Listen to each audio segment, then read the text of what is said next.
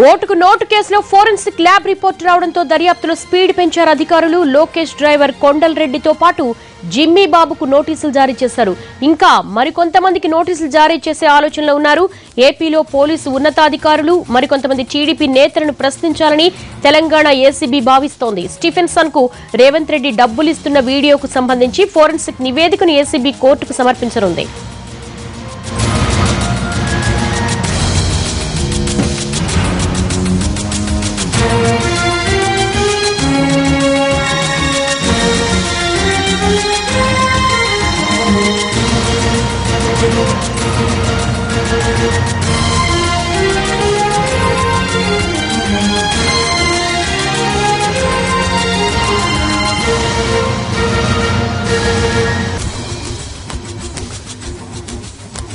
కేసులో 4వ నిందితుడు మత్తయ్య జెరూసలేం అరెస్టు వ్యవహారం హైకోర్టులో ఉంది.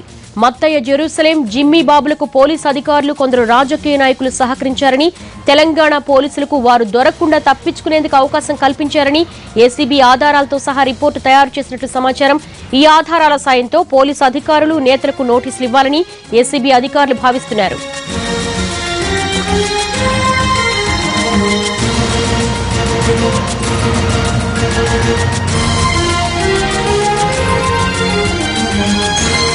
ఓటుకు నోటు కేసులో జిమ్మీ బాబు పాత్ర కీలకంగా ఉందని ఏసీబీ భావిస్తోంది. మత్తయ్యతో కలిసి ఎమ్మెల్సీ స్టీఫెన్సన్ దగ్గరికి వెళ్లి మాట్లాడింది జిమ్మీయేనని అధికారుల అనుమానం. జిమ్మీని ప్రశ్నించేందుకు నోటీసు ఇచ్చినా విచారణకు హాజరు కాలేదు. అతడు హైదరాబాద్ నుంచి పారిపోయేందుకు ఏపీకి చెందిన కొందరు పోలీసు అధికారులు, రాజకీయ నాయకులు సహకరించారని తెలంగాణ ఏసీబీ ఆధారాలు సేకరించింది. కాల్ డేటాను పరిశీలించిన అధికారులు ఎవరెవరికి నోటీసులు ఇవ్వాలి అన్న దానిపై కసరత్తు చేస్తున్నారు.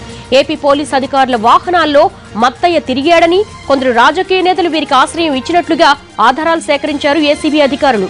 దీంతో ఏ క్షణాన్నైనా ఆయన అధికారుల నేతలకు ఏసీబీ నోటీసులు ఇచ్చే అవకాశం ఉంది.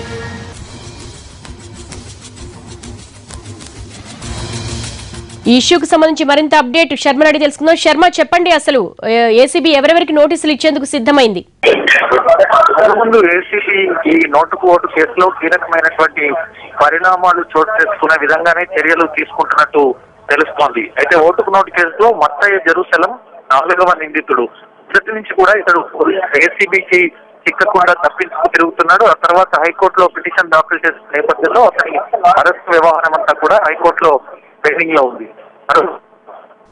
జిమ్మీ బాబు అనే వ్యక్తి కూడా నోటీసులు జారీ చేసింది. అతడు కూడా విచారణకు హాజరు కాలేదు.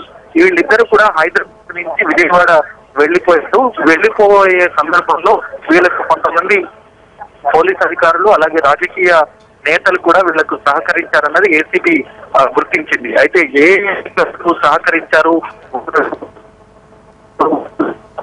వాళ్ళు తిరుగుతున్నారు, ప్రస్తుతం కూడా తిరుగుతున్నారన్న దానికి సంబంధించి అలాగే ఆధారాల ద్వారా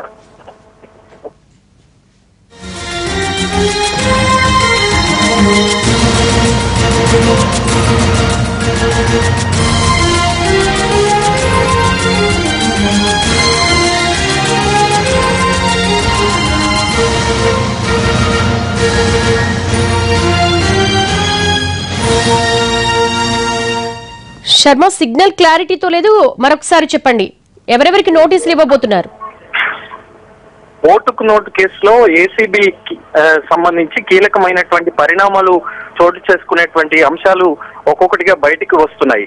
ఓటుకు నోటు కేసులో 4వ నిందితుడు మత్తయ్య జెరూసలేం. ఇతడు మొదటి నుంచి కూడా పోలీసులకు కనిపించకుండా చిక్కకుండా తప్పించుకు తిరుగుతున్నాడు. ప్రస్తుతం ఇతడు విజయవాడ ప్రాంతంలో ఉన్నట్టుగా తెలుస్తోంది. అయితే ఇతని అరెస్టుకు సంబంధించి ప్రస్తుతం హైకోర్టులో పెండింగ్ లో ఉంది.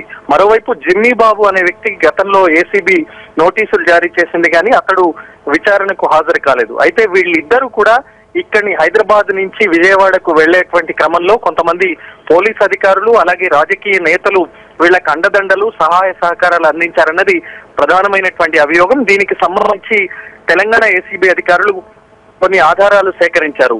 కాల్ డేటా, ఇతర వ్యవహారాల ద్వారా అవన్నీ ఆధారాలు సేకరించిన తర్వాత ప్రస్తుతం ఒక నిందితుడికి సహకరించడం అన్నది తీవ్రంగా పరిగణిస్తోంది తెలంగాణ ఏసీబీ. అయితే ఏ పోలీస్ అధికారులు సహకరించారు, ఏ రాజకీయ నాయకులు వీళ్లకు అండదండలు అందించారు, షెల్టర్ ఇచ్చారన్న దానిపైన కూలంకుషంగా దానిపైన విచారణ జరిపి ఒక నివేదిక తయారు చేసింది. ఈ నివేదిక ఆధారంగా 1-2 రోజుల్లో కొంతమంది పోలీస్ అధికారులకు అలాగే రాజకీయ నాయకులకు నోటీసులు జారీ చేయబోతుంది. నోటీసుల ఆధారంగా వాళ్ళని మళ్ళీ ఏసీబీ కార్యాలయానికి పిలిపిస్తారన్న దానికి సంబంధించి కూడా కసరత్తు జరుగుతుంది. అయితే సోమ లేదా మంగళవారాల్లో ఈ నోటీసులు జారీ అయ్యే అవకాశాలు ఎక్కువగా కనిపిస్తున్నాయి. మరి రాజకీయ నాయకులకు అలాగే పోలీస్ అధికారులకు నోటీసులు జారీ అయ్యి వాళ్ళు మళ్ళీ ఏసీబీ కార్యాలయానికి వస్తే పరిణామాలు ఏ విధంగా ఉంటాయనేది చూడాల్సి ఉంది. Right Sharma, thank you.